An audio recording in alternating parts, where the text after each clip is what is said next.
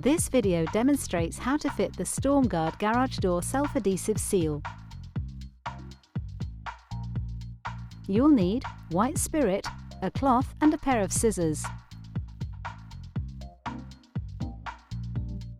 Step 1. Measure up.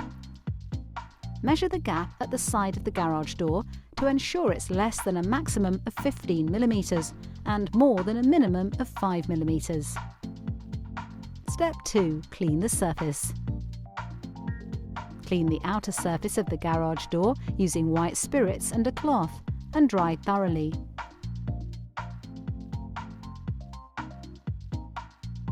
Step 3. Fitting.